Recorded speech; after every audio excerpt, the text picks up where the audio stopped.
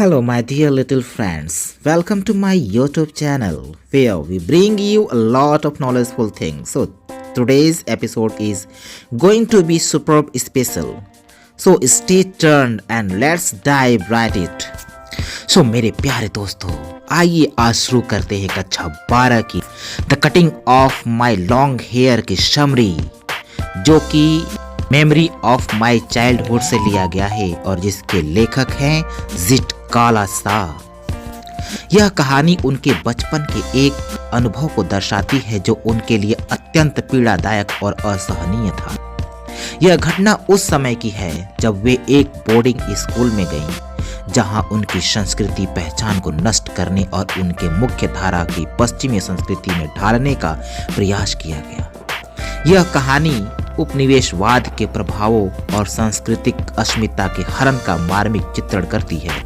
कहानी की शुरुआत उस समय होती है जब जिट काला शाह अपने समुदाय से अलग होकर बोर्डिंग स्कूल में भेजी जाती है। वह दिन बर्फ से ढका हुआ था और सब कुछ ठंड और अजनबी था।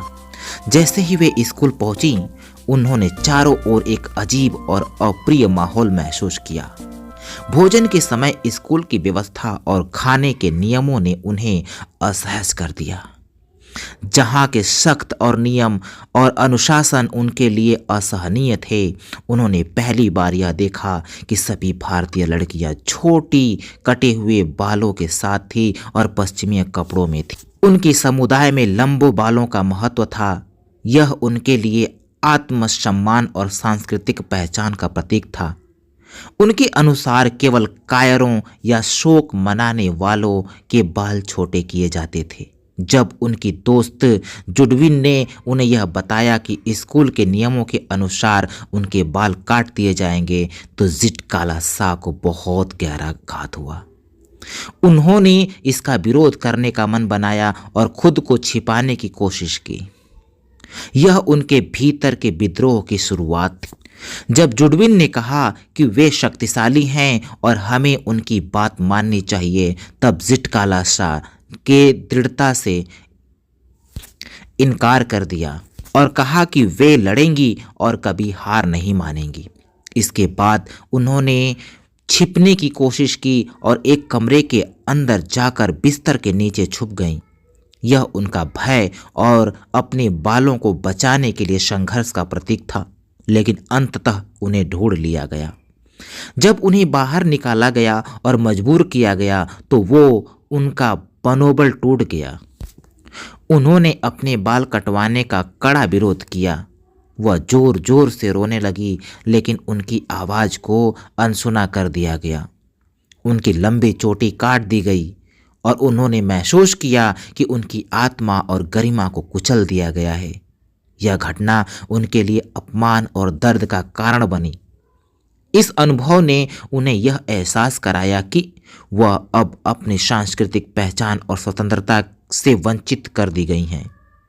उन्होंने महसूस किया कि उनके साथ केवल एक वस्तु की तरह व्यवहार किया जा रहा है। उनके साथ जिस प्रकार का दुर्व्यवहार हुआ, उसने उन्हें आघात और क्रोधित किया। उन्होंने अपनी माँ के शांत और समझाने वाले स्वर की कमी महसूस की, जो हमेशा उन्हें दिलासा देती थी।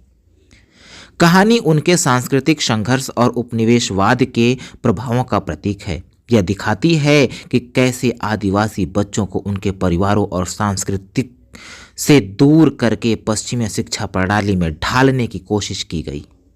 उनकी सांस्कृतिक पहचान को मिटाने और उन्हें मुख्य धारा में ढालने का यह प्रयास उनके लिए मानसिक और भावनात्मक रूप से अत्यंत पीड़ादायक था। यह कहानी सिर्फ एक बाल कटाई की घटना नहीं है, यह सांस्कृतिक अस्मिता और व्यक्तिगत गरिमा के लिए संघर्ष की कहानी है। यह दर्शाती है कि कैसे एक बच्चा भी अन्याय को पहचानता है और उसके खिलाफ विद्रोह करने का प्रयास करता है। हालांकि उसकी लड़ाई उस समय असफल रही, लेकिन उसका विरोध मनोभाव भविष्य में बड़े बदलावों का आकार बना। जिट काला शाह की यह कहानी से यह संदेश मिलता है कि किसी भी प्रकार का अन्याय और दमन लंबे समय तक नहीं टिक सकता। यह हमें प्रेरित करता है कि अपनी सांस्कृतिक पहचान और आत्मसम्मान को बनाए रखने के लिए हमेशा संघर्ष करना चाहिए।